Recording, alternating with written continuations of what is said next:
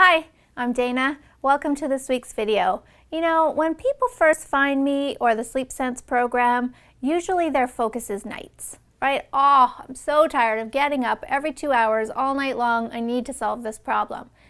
That quickly improves. Nights get on track really quite quickly in the big scheme of things. Within a few nights, you're seeing progress, things are moving in the right direction. Awesome.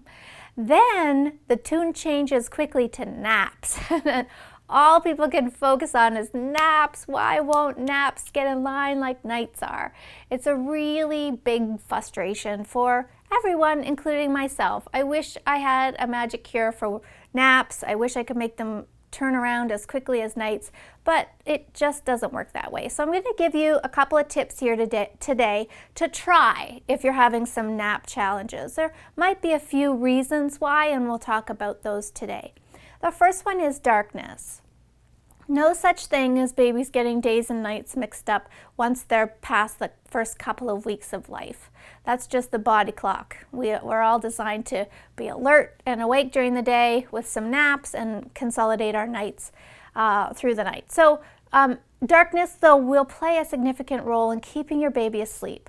That's usually the complaint, that the naps are only 20 or 30 minutes long once you start the program. So make sure, and I mean dark, like dark, dark, dark, right? I don't even really want you to be able to see your hand in front of your face kind of dark. So it doesn't have to be pretty, just get that dark, you know, get some sheets over the window or blackout blinds, whatever you need to do to make that dark. Another thing would be to look at comfort level, right? If I'm going to take a nap, I usually change into a pair of sweatpants, right, and climb into my bed. I don't usually lay down for a nap in my work clothes, for example. So you might need to change them into some nap pants, as a client once called them, or their jammies even, and get them really comfortable and cozy so that hopefully they'll take a longer nap. So those are two quick, easy fixes. Another one would be to look at the timing. Right, in the Sleep Sense program, you'll see there's a breakdown of how much time awake a baby can handle at a certain age. Now, those are just rough guidelines, right? They're usually pretty accurate or close, but not always. So maybe you're going too soon for a nap, right? Maybe, you know, your baby actually needs 2 hours of time awake. So start tinkering with the timing really gently, just 15 minutes. Of difference on either end can make a huge impact on the quality of the nap. So try going a little bit longer or maybe shortening the gap a little bit. Overtiredness is basically a baby's worst enemy, so we really want to be avoiding it as much as we possibly can. So try just bringing the time up by 15 minutes and see if that makes any difference. One other place to look is in your routine before nap. A common mistake that parents make is that they're still including a feeding before a nap.